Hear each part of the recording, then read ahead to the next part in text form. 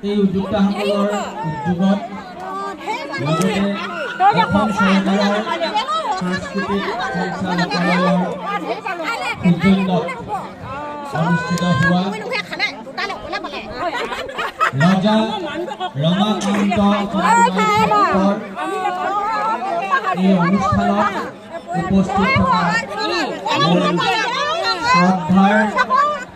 উদ্যোক্তাসকল ইতিমধ্যে